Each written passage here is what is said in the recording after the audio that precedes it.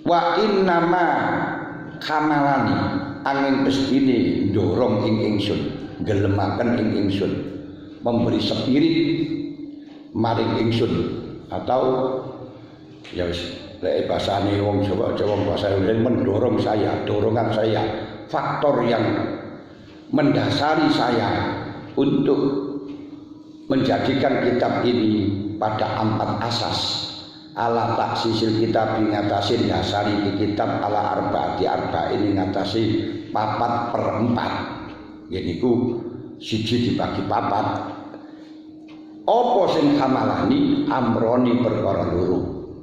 Faktor yang mendorong saya untuk membagi kitab ini dengan 1/4 dengan 4 bahasan ada 2 hal kata Imam Ghazali. Sing ngongkon ingsun, sing marakno ingsun, sing gelemaken ingsun bahas kitab ini dengan 4 dasar adalah 2 hal, 2 faktor yang sangat kuat. Ahaduma kang utawi salah sijine amroni wa utai ahad iku al baisu al asli dorongan kang asli, spirit kang asli, kang nangiaken kang asli ya kali baisu sing nangiaken. Nah, tapi bangkit nopo nangek nopo dibangkitaken kemauan sing asli. Iku ana hadzat tartiba temen sediki ki ngurut-ngurutaken fitahqiqi ing dalem nyataaken wa tafhimi lan mahamaken iku kadaruri kaya perkara kang tidak bisa dilepaskan, butuh kebutuhan pasti. Jadi kita mengurutkan 4 ini seakan-akan merupakan hal yang tidak bisa dihindari. Kenapa?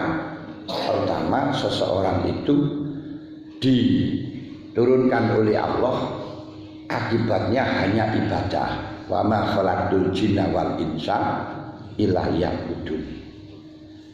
Tapi namanya manusia itu adalah manusia sosial. Tidak mungkin hidup dengan sendiri, tapi bermasyarakat. Maka harus ada sentuhan dengan masyarakat, saling membutuhkan satu dengan yang lain, baik di dalam pernikahan, di dalam transaksi, di dalam jual beli dan lain sebagainya. Sekaligus tidak hanya jual beli, nanti ada persengketaan, ada jinayat.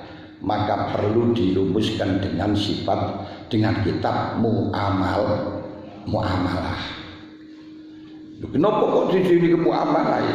Ini pun nanti akan disebutkan oleh Imam Ghazali. Kehidupan manusia di dunia itu terbagi menjadi 3 derajat. Yang pertama adalah kebutuhan pokok. Kebutuhan pokok itu ada 4 hal yang tidak bisa dilepas. Siji sandang, pangan, loro sandang, telu papan. 4 pengaturan. Loh, kenapa kok ada pengaturan? Sebab semuanya orang butuh sandang, butuh pangan, butuh papan, tapi tidak semua orang punya keahlian bikin papan, bikin sandang. Yang sehingga antara satu dengan yang lain saling membutuhkan. Yang satu bisa bikin pakan tani tapi gak iso gawe alat tani, gak iso gawe luku, gak iso gawe pacul, butuh pandi. Pandi sibuk membuat peralatan tapi tidak bisa menghasilkan padi, sementara yang dimakan juga padi, sehingga perlu ada penukaran, sehingga diatur dengan ilmu muamalah. Lalu ketika akan berangkat kepada Allah, akan ibadah itu sebab kumpul dengan manusia akan terjadi muhlikat. Golek wis kalah malih hasud, golek awake merasa menang malih dadi sombong. Kalau memang kecewa nanti khidun, iso ngrasani.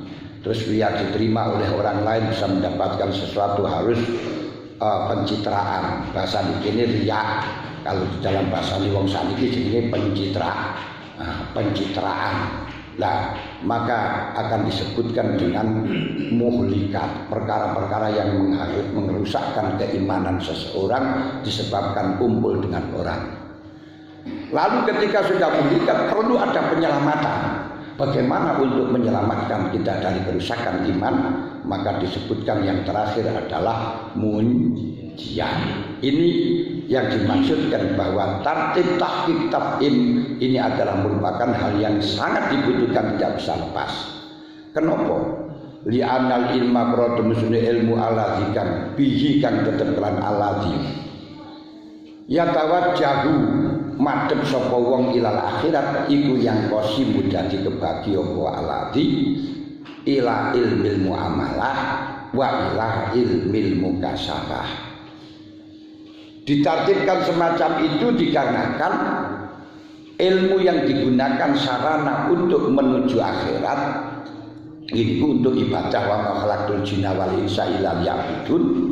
Ini membutuhkan, ini ada terbagi dua, ilmu muamalah yaitu hubungan dengan makhluk, hubungan dengan ibadah lahir, wa ilmu mukasabah dan ilmu yang membuka hati kita. Wa a'ni lan ngarepaken ingsun bil mukasabah. Tapi yang saya kendaki dengan ilmu mukasabah yang ada dalam kitab Ihya ini adalah ma'in perkara yudla bukan den supreme saking mopo kasbul maklum buka perkara kang den weruhi pakot, yaitu yang disebut dengan ilmu batin. Di hal-hal membuka perkara yang harus dibuka saja. Ini seperti ilmu batin tentang ikhlas, tentang riya, tentang sidik, tentang idzib dan lain sebagainya. Tidak menyebutkan tentang mukasabah mengetahui barang-barang gaib, iso ngilang ka iso balik, bukan itu yang disebutkan. Wa inilah ngarepan ingsun bil ilmu muamalah ma in ilmu yudlah bukan dari supreme saking mama al kasbi sertane kebuka wala amalu namalaken bilanna yang kendaki ilmu muamalah, ilmu transaksi hubungan satu dengan yang lain, yaitu ilmu yang setelahnya mengetahui bisa diamalkan, harus diamalkan, berarti yaitu perintahnya Allah dan larangan Allah. Cuman wal maksudu te perkara kang den maksud min hadzal kitab iku ilmu muamalah fakor. Terus terang kata Imam Ghazali, yang dimaksudkan dalam kitab Ihya Ulumuddin ini hanya ilmu muamalah saja, tidak ilmu mukasabah. Jadi ilmu muamalah, ilmu yang mengatur tentang hubungan makhluk dengan makhluk, hubungan makhluk dengan Tuhan. Bukan ilmu mukasabah alati kang laruksata kang ora ono dispensasi maujud fi idaiha ing dalem nyeleaken mukasabah al-kutubah ing pira-pira kitab. Jadi bukan ilmu mukasabah yang tidak dilegalkan oleh syariat untuk disebutkan di dalam kitab, dikarenakan masalah sirri yang tidak bisa dipahami oleh semua orang, yang bahkan bisa menjadikan bahaya. Dan iki lek sampean maca kitab Insan Kamil lil Jili menuai Syekh Asyibli muridnya Abu Qasim Al-Baghdadi Al-Junaidi mengatakan kepada santrinya, asyhadu anni Rasulullah, saya bersaksi bahwa saya adalah utusan Allah. Dan santri-santrinya mengatakan asyhadu annaka Rasulullah. Gila cara zaman sakniki lah langsung dipenjara to arune. Lho ngene iki. Ilmu-ilmu yang semacam ini enggak disebutkan oleh Imam Ghazali, tidak ada dispensasi untuk ditulis di dalam kitab. Tapi anehnya bahasan yang begitu dalam itu beredar di Arab. Saya waktu di Mekah membeli ini kata tidak dilarang. Sementara kitab Fathur Rabbani miliknya Sayyid Abdul Qadir Al-Jilani yang sangat sederhana, jauh dari bahasan-bahasan yang sampai ke dalam itu tidak boleh membeli. Saya tanya Pak Rabbani, langsung dikatakan anta sufi, kamu sufi. Saya tahu kalau dikatakan sufi di sana tidak jadi kau sufi wal murad bi ahli bid'ah. Saya jawab aywa ahli bid'ah ya mamnu. Jadi dilarang di sana. Loh, kenapa kitabnya Syekh Ajili, kitab Ihsan Kamil Ajili yang begitu dalam kok tidak dilarang? Karena di sana ulama-ulama Arab tidak bisa memahami. Polisi-polisi ini gak bisa mocong, kan dipersilahkan menuai mocong ini kan angel banget dalam bahasanya angel. Wong Arab kok iso masuk Arab, walaupun orang Arab tapi kalau bahasa yang sangat sastra yang dalam dia gak mampu, bisanya hanya bahasa pasaran saja. Khamsatus, nah itu udah molas, halal, haram, mamnu, ngono ta. Lah, wa ingkana senajan ono apa sih ilmu mukasafah, ya mukasafah iku goyata maksidil talibin. Gon kato-katoke tujuane talibin, wa maha nadhari sidikin dan harapane peningale wong sidik. Walaupun ilmu mukasafah itu adalah merupakan puncak yang diharapkan oleh talibin, harapan besar dari sidikin, tapi tidak dilegalkan untuk ditulis di dalam kitab. Kenapa? Wa ilmu muamalah utawi ilmu muamalah iku thariqun dalam ilaihi maring ilmu mukasafah. Sedangkan ilmu muamalah ini cara kita mendapatkan ilmu mukasafah. Cara gampangan gak usah dibahas, kowe ngamal wae mengko lek dibuka karo pangeran akan merasakan sendiri daripada bahas rasa-rasa juga bisa dibahas. Tapi bisa dirasakan. Contohnya kayak apel.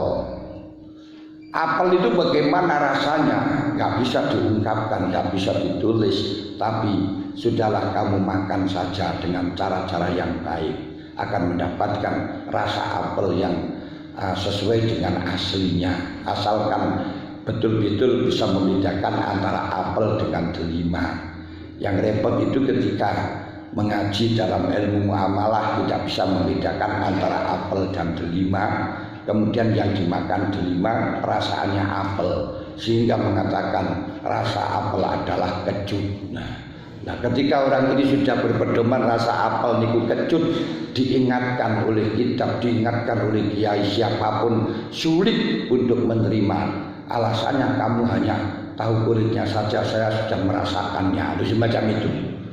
Padahal yang dirasakan bukan apel sebenarnya, tapi delima. Nah, orang-orang yang ngaji tauhidnya keliru, yang kemudian kemasukan jin, sehingga mempunyai anggapan Gusti Allah supaya muniku. Ini ketika diingatkan dengan syariat, ketika diingatkan dengan ilmu-ilmu yang nyata, ini gak mau walah kowe iku tingkatanmu si opo lha ngoten biasa ngoten. Padahal mukasafahnya dia itu bukan mukasafah yang hakiki tapi dileboni karo jin, itu bahaya sekali. Sebab amaliyah apapun, baik niku surat ikhlas, baik itu istighfar, ketika nanti tujuan di dalam amal tersebut tidak lillah, rawan dimasuki oleh jin. Karena jin sudah kadung janji kepada Allah, summala yang nahum min baini aidihim wa an aimanihim wa an samailihim wa la tajidu aksarahum syakirin illa ibadakal mukhlasin. Jadi semua orang akan bisa dimasuki oleh setan, semua orang akan dimasuki oleh jin. Bahkan Kanjeng Allah Ta'ala mengatakan Nabi pun tidak lepas daripada setan. Wa in ja'alna likulli nabiyyin adu wasyayatinal insi wal insi. Nabi pun akan dimasuki setan jin dan setan manusia, digodho karo setan jin dan setan manusia. Illa ibadakal mukhlasin, kecuali orang-orang yang memang ikhlas tidak bisa dimasuki. Angkat tangan mereka. Yes. Walakin lam yatakalam, tapi ora tau ndhawuhaken sapa Nabi alaihi wasallam al khalqi serta makhluk ila fi ilmin tariq, angin ing dalam ilmu kang nuduhaken dalam maring Gusti Allah wal irsyad lan nuduhaken ilahi maring tariq. Walaupun toh ilmu muamalah, ilmu mukasafah itu adalah ilmu yang puncak yang diharapkan oleh siddiqin, yang diharapkan oleh thalibin, tapi tidak diberi dispensasi untuk ditulis di dalam kitab dikarenakan Rasulullah Shallallahu Alaihi Wasallam tidak pernah menyebutkan kepada makhluk kecuali hanya ilmu muamalah, ilmu yang bisa mengantarkan jalan menuju kepada Allah. Wa amma ilmu mukasafah, anapun ilmu mukasafah itu falam yatakalamu, mongko ora tau dawuhaken sapa Kanjeng Nabi fi dalem mukasafah illa biromsi angin kelawan rumusan wal rumusan itu sindiran wal imai lan isyarah ala sabili tamsil ing atase dalam nyontohaken wal ijmal lan global, tidak menyebutkan secara detail. Di antaranya contoh daripada tamsil yang telah disampaikan oleh Rasulullah yaitu hadisnya Harisah bin Malik Al-Ansari. Ketika Rasulullah menanyakan kepada Harisah bin Malik Al-Ansari, "Kaifa asbahta ya Harisah?" Bagaimana kondisimu pagi ini wahai Harisah? Qala asbahtu mu'minan. Asbahtu mu'minan haqqo. Saya sekarang kondisinya mukmin dengan beneran, dengan hak. Lalu Rasulullah mengatakan kepada Harisah, "Ya Harisah, inna likulli qaulin haqiqatan. Fama haqiqatu imanika." Maaf, setiap pernyataan itu harus ada hakikatnya, ada buktinya. Apa bukti keimananmu? Faqala asabtu nafsi anid dunya. Hati saya sudah berpaling dari dunia belas, gak mikir kaken dunia kae belas. Fastawa indi hajaruha wa zahabuha. Menurut saya antara batu dengan emas itu pun betul-betul bedane belas ya Rasul. Fa ashartu laili wa ma'nantu nahari wa ka'anni ara arsy rabbi wa ka'anni ara arsy barisan. Setiap malam dan siang saya tidak bisa tidur karena dihantui seperti arsy-Nya Allah ada di depan saya. Wa ka'anni amduru 'alal jannah yatazawwaru anha. Yatazawwaru fiha, seakan-akan saya bisa melihat surga, ketika melihat jannah, di dalam surga saling ziarah satu dengan yang lain. Dan asma'u bahwa ahli neraka, saya mendengarkan jeritan-jeritan orang ahli neraka. Sangat risih sekali saya Rasulullah. Terus kan Nabi mengatakan arafta falzam, sudah kamu makrifat, sudah mukasafah, tetapkan semacam itu. Wa fi riwayatin Kanjeng Nabi mengatakan man sarrahu ayyanduro ila man nawwara Allahu qalbuhu falyandur ila Harisah. Siapa orang yang ingin tahu, orang yang hatinya dibuka oleh Allah, maka atau mendapat ilmu mukasafah, maka lihatlah Harisah bin Malik. Ini seperti kata-kata Rasul hanya di dalam isyarat-isyarat begitu saja, tidak menjelaskan dengan gamblang. Kenapa?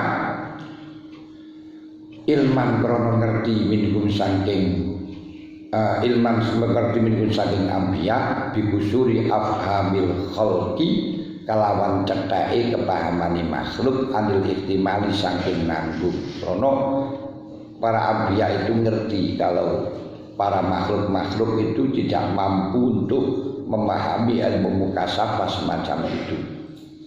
Padahal sedangkan ulama kami ikut serta tidak mau menjelaskan, ulama-ulama tidak menjelaskan. Sebab apa?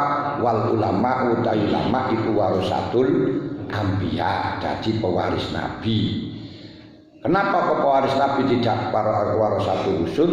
Sebab anbiya bani Israil, ulama ummati ka anbiya'i bani Israil. Ulamaku umat Muhammad itu statusnya podo karo nabi Bani Israel. Makanya disebut warasatul anbiya, bukan warasatul rusul. Famalahum mongko ora ana iku tetep kedhe ulama sabilun utawi dalan ilal uduli saking pindah an-nahji ta'asi saking dalani manut wal ibtidai lan tegese manut Kanjeng Nabi fi kitmanihi ing dalem nyimpen ilmu mukasabah.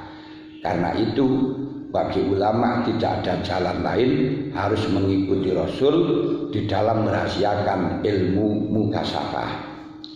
Summa inna ilmal muamalah, mongko kari-kari temen sune ilmu muamalah iku yang kosimu dadi kandum apa ilmu muamalah ila ilmin dohirin maring ilmu dohir.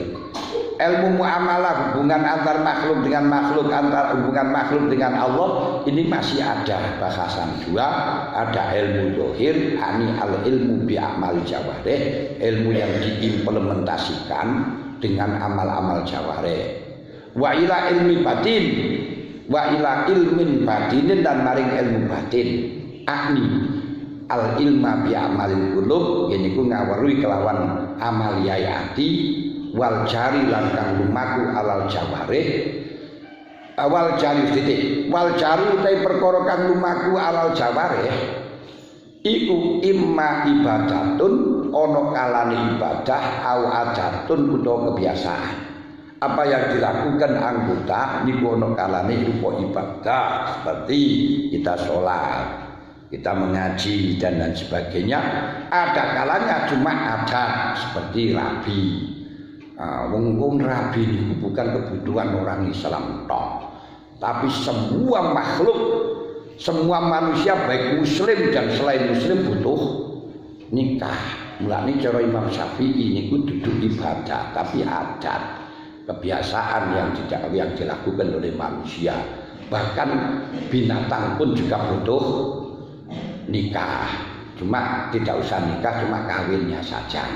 Berarti kalau orang itu butuh kawinnya tidak nikah, ya sama dengan binatang, itu aja. Wa awal jari alal jawari iku imam ibadah wa imat wa adat, adat atau kebiasaan. Wal waridu tai perkara kang tumeka alal qulubi ngatasi pira-pira alati ya kang alati kang ya kang utawi alati iku bi hukmil ikhtijab kelawan hukum dadi aling-alingan alil hawasi saking panca indra min alamil malakut saking alam malakut iku imam mahmudun ana kalane kang den puji. Sesuatu yang menjadi dorongan hati, yang dikerentekkan hati, yang tidak bisa dilihat oleh panca indra, tidak bisa dilihat oleh mata dan telinga, tidak bisa dirasakan oleh lidah dan pengraba. Itu ada kalanya yang mazmum, ada kalanya yang mamduh, seperti selalu memuji kepada orang lain, selalu bertujuan untuk melakukan kebaikan. Ada yang mahmud, ada yang mazmum. Yang mazmum seperti membenci kepada orang, memaki-maki kepada orang, berniat jahat dan sebagainya. Karenanya fabil wajibi mongko kelawan perkara kang wajib ing kasama dadi kandum ingko sama dadi kandum apa hadal ilmu iki ilmu lahir ilmu iki ilmu kebagi ila syatraini maring rong paron berarti rong paron separuh loro. Imma apa rong paron itu zahirin rupane ilmu zahir akni ngaratakan kelawan ilmu dohir al ilma ing ilmu bi'amal jawareh kelawan amaliyai anggota. Nomor loro wa ila ilmin batinin dan maring ilmu batin. Akni ngaratakan ilmu batin mulek bareneh mah. Wal warid alal qulub ala tiyab bi hukmil ikhtijab anil khawasi min alamil malakut iku imam mahmud. Bisikan-bisikan hati dari alam malakut. Alam malakut itu alamul arwah. Alami malaikat berarti alamul arwah. Iku imam mahmud wa imam mahmud. Fabil wajib ing kosama dadi kandum apa ilmu apa adal ilmu dadi kandum ila syatraini dhahirin wa batinin.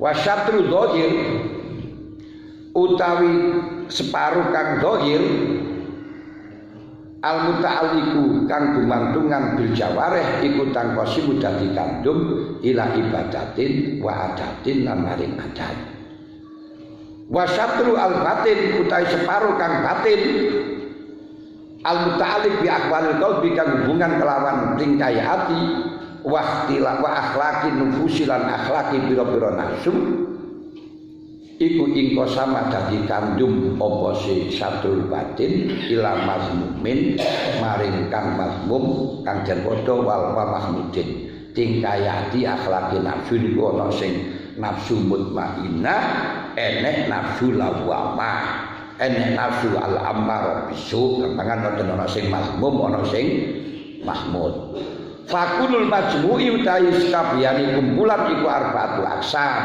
lek ngono ana papat. Jadi ilmu zahir sing mazmum, ilmu zahir sing mamduh. Ilmu batin sing mazmum, ilmu batin sing mamduh atau mahmud. Wala yasuddu lan ora minggu apa nazarun peninggal fi ilmu muamalah an hadil aksami saking iki dumduman. Makanya tidak meleset ketika dibicarakan ilmu muamalah hanya 4 ini, muamalah zahir yang mazmum dan yang mamduh, muamalah batin yang zahir yang mazmum yang diwodo dan yang dipuji. Pas ini faktor yang pertama.